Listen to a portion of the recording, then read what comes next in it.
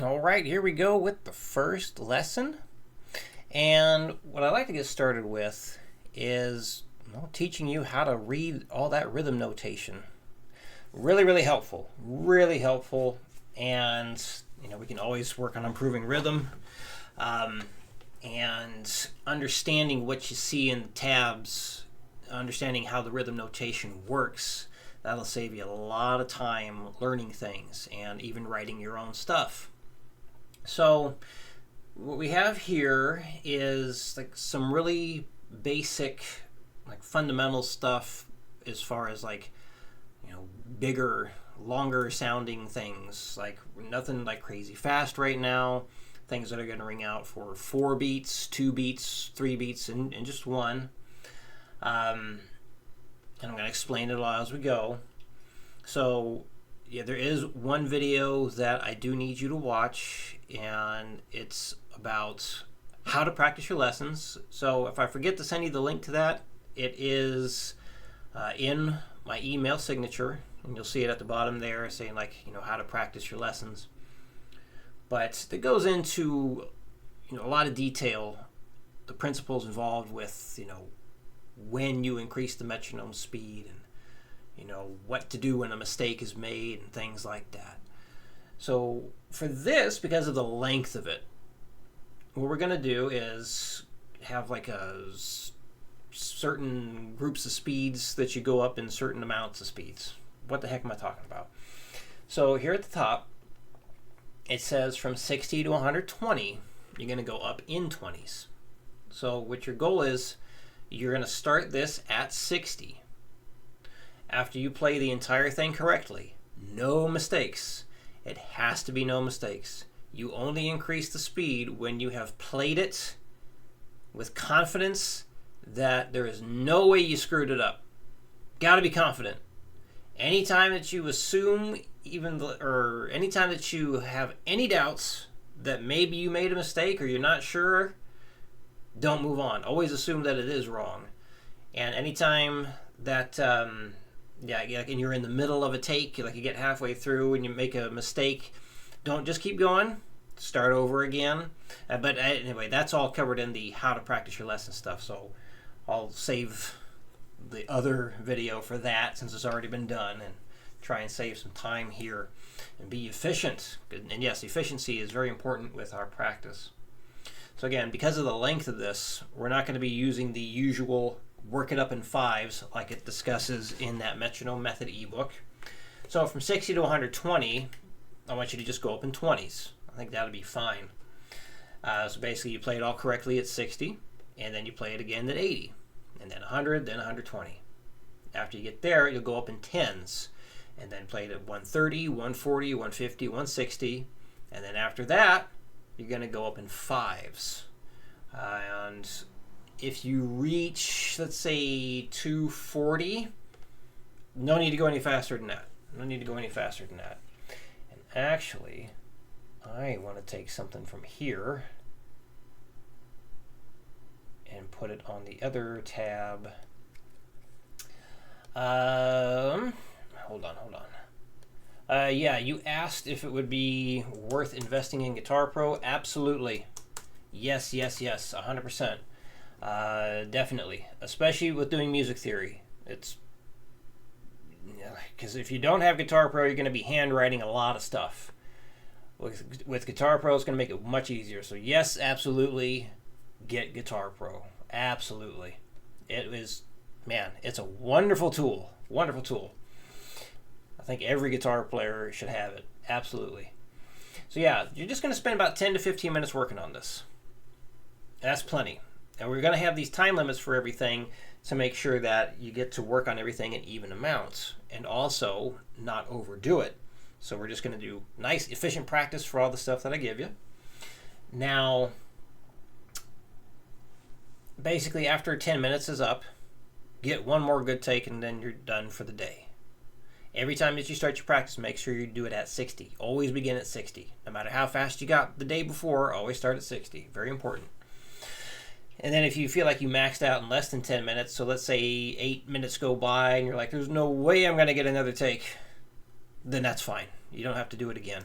call it early. That's fine. So what do we got here? We are in a 4/4 time signature. And what that means is we have the top note, or the top number means we have 4 beats. And then the bottom number tells you how many, or what the beat equals. So the top number is always how many beats are in the bar or measure.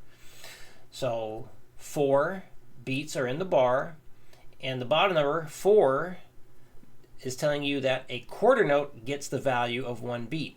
So you look over here, we have 4 quarter notes filling up the bar. Each one of those chords that you play is a quarter note in length. So again, the top number could be anything in the time signature. It could be 2, 3, 4, 5, 6, 7, doesn't matter. Because the top number, again, tells you how many beats are in the bar. The bottom number can only be a certain amount of things. The bottom number can be 1 for whole note, 2 for half note, 4 for quarter note, 8 for eighth note, 16 for 16th notes, and then 32 for 32nd notes, which is very rare. Usually you're just going to see a 4 or an 8 on the bottom. That's typically what you'll see.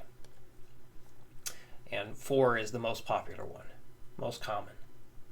All right, so here, basically, you got 4 bars for each like rhythmic idea. So whole note is 4 quarter notes long. So each one of these chords you're going to have ring out for a count of 4. Okay? And then here we have the half note. That's 2 quarter notes long. So each one of those chords will ring out for 2 beats. Each one is 2 beats long. And then the quarter note, you strum on every beat. Every time that metronome clicks, you're going to strum on that. And then the dotted half note down here. So in this bar, we have a quarter note and then a dotted half note. So a dotted half note is the length of 3 quarter notes. So it's 3 quarter notes long, or 3 beats long. So whenever you dot something, you extend the length of it by half. So a half note is 2 quarter notes long. So half of that is 1. So there you go, 3 quarter notes long. And then for this, we just flip the quarter note and the dotted eighth or dotted half note around. So then we start with the dotted half note into the quarter note. And then at the end here, we just hit that chord and then you're done. That is a dotted half note rest. And a rest symbol just means just be quiet. So usually when we get going further with this stuff, I'll typically just fill it in as like a whole note, but you don't have to let it ring out the entire time when it's at the end. That's not going to happen this week. We'll work on that another time. But just so you know, like a heads up, usually with this stuff, when you get to the last chord, it's there to resolve the whole thing and just be done. And I'm going to demonstrate how it all sounds.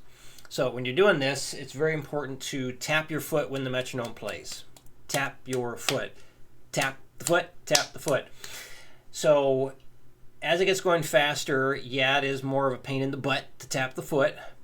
So what I will end up doing is I'll tap my foot on every first and third beats when it gets going really fast.